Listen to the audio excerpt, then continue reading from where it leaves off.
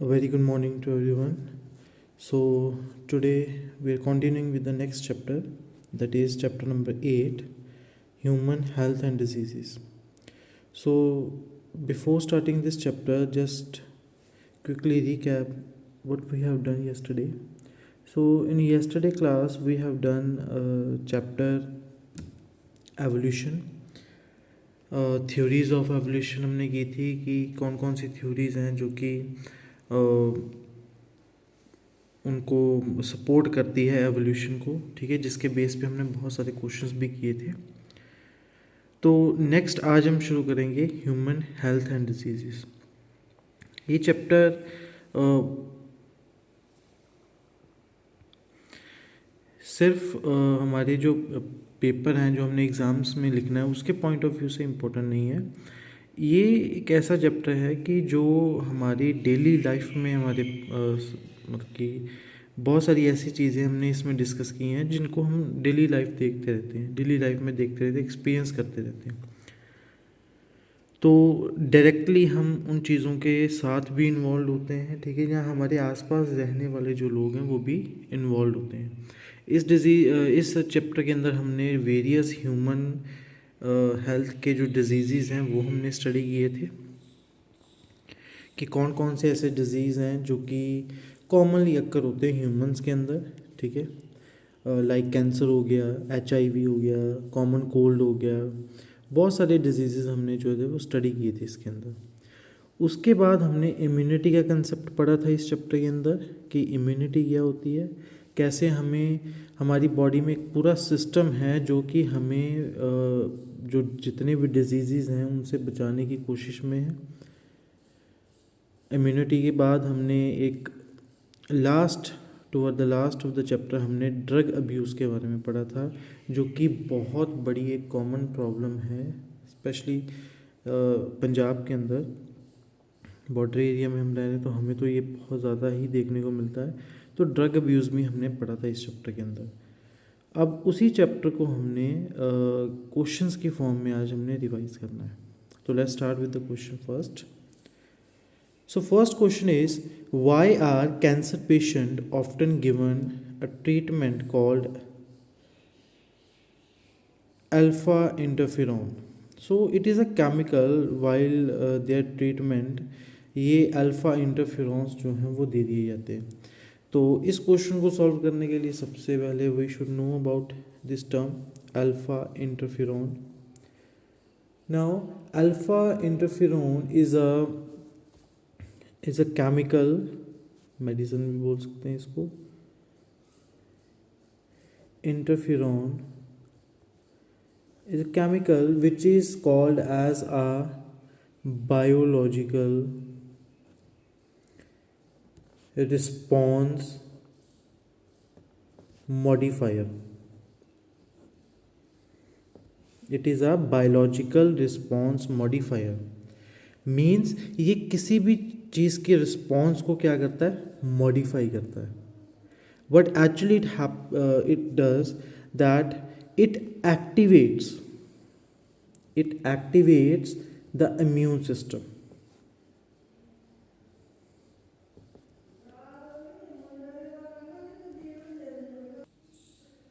We know that what happens in the cancer. तो cancer में क्या है कि हमारा जो एक सेल है वो एक पर्टिकुलर पैटर्न को फॉलो ना करके अनकंट्रोलेबली क्या कर रहा है, डिवाइड करता जा रहा है। तो धीरे धीरे हमारे जो बॉडी के सेल्स हैं जो कि एक पैटर्न में डिवाइड करने चाहिए थे, एक पैटर्न को फॉलो करके डिवाइड करने चाहिए थे, वो सारा पैटर्न ख़त्म हो जाता है और अनकंट्रोलेबली वो डिवाइड करते रहते हैं। और इसमें क्या होता है कि हमारी जो इम्यूनिटी है वो भी कम हो जाती है थोड़ी, ठीक है, और वो जो एक्स्ट्रा सेल्स हैं वो एनर्जी जो है वो सारी क्या कर लेते हैं, सोक कर लेते हैं और हमारी जो बॉडी है वो बहुत ज़्यादा वीक हो जाती है।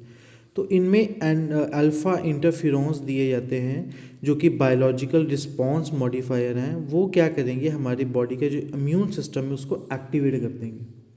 जैसे ही हमारा इम्यून सिस्टम एक्टिवेट होगा वो रिकॉग्नाइज करेगा सेल को एज अ फॉरेन बॉडी और उसे ख़त्म करने की कोशिश करेगा। तो जैसे वो ख़त्म होंगे तो सेल्स जो हैं वो पेशेंट थोड़ी बहुत रिकवरी होगी। ये पूरी की प्रॉपर ट्रीटमेंट नहीं है, it is given as a part of treatment. ठीक है, तो आपने यहाँ पे सिर्फ इसका फंक्शन बताना था, that is they are biological response modifier, they activate the immune system. ये कोई हम ये नहीं कह सकते कि ये यही पूरी प्रॉपर ट्रीटमेंट है, no, they are the part of treatment which basically activate the immune system, ताकि वो कुछ हद तक कैंसर सेल्स को जो है वो थोड़ा सा उनके ऊपर कंट्रोल किया जा सके। So this is the question from the cancer. Move towards second question, why is secondary immune response more intense than the primary immune response in humans?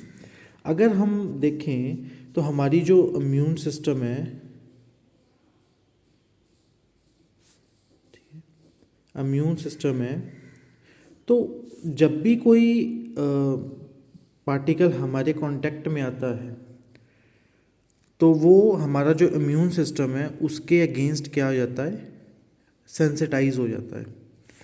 Basically हमारी बॉडी में जो इम्यून सिस्टम के response होते हैं किसी भी particle को या किसी भी एलर्जन को लेके, वो दो तरह के होते हैं, प्राइमरी और सेकेंडरी।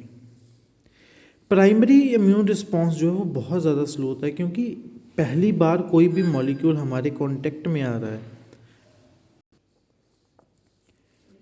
तो in the primary immune response, the particle or the allergen is uh, coming in the contact with the body for the first time. So body needs some time to recognize that particular particle and to prepare a response or action against that particle. So that's why that immune response is very slow. But after the first encounter with that particular particle, a body has memory cells. तो उसकी जो सारी memory है वो उन memory cells में store हो जाएगी। टी मेमोरी सेल्स जो होते हैं, ठीक है, उनमें सारी जो है वो सेल्स में स्टोर हो जाएगी। उसके बाद whenever that same particle और same allergen come in contact with the body again second time, that body has memory already stored in that। तो उस फॉर्म में क्या होगा, अब वो मेमोरी जो है वो क्विक एक्शन करेगी।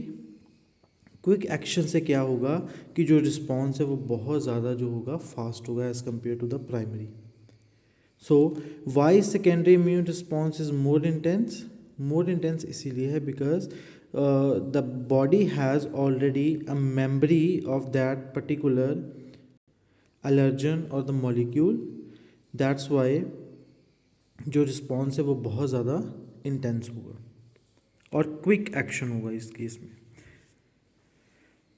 सो this is the second question. Move toward the third question, why do sport persons take drugs although they are ban to them? हमें पता है कि जो स्पोर्ट्स में वो ड्रग्स बैन है, बट समटाइम टेस्ट किए जाते हैं और बहुत सारे ऐसे स्पोर्ट पर्सन्स निकलते हैं जो कि ड्रग्स को जब टेस्टिंग होती है तो उनको पता चलता है कि ड्रग्स इनके ब्लड के अंदर प्रेजेंट है, इन्होंने कंज्यूम की हुई है। तो क्यों बैन होने के बावजूद भी ये जो कंज्यूम है, ये कंजप्शन जो है वो रुकती क्यों नहीं है? क्यों ये जो चीज़ है वो स्पोर्ट्स पर्सन इतना रिस्क क्यों लेते हैं? तो हम एग्जाम्पल के थ्रू समझते हैं कि वो क्यों लेते हैं। For example, cocaine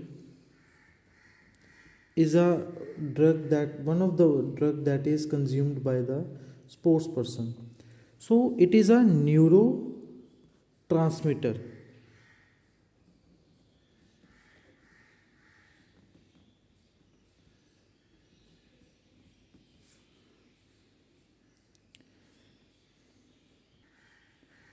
Interferer.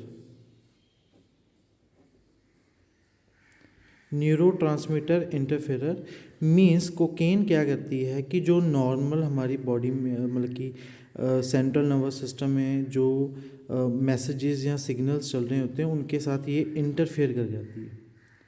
Clear है? और जब ये इंटरफेयर करती है तो that cause the release of dopamine.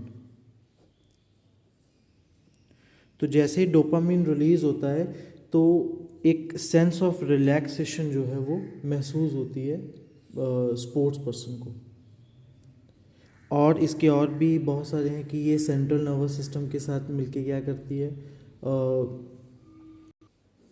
जो परफॉर्मेंस होती है प्लेयर्स की उसको इंक्रीज़ कर देती है। ठीक है, तो ये कुछ चीज़ें हैं जिसकी वजह से जो स्पोर्ट्स पर्सन है वो इनको कंज्यूम करते हैं। न्यूरोट्रांसमीटर इंटरफेरर है, डोपामीन रिलीज़ करती है, परफॉर्मेंस को एनहेंस करती है कुछ टाइम के लिए।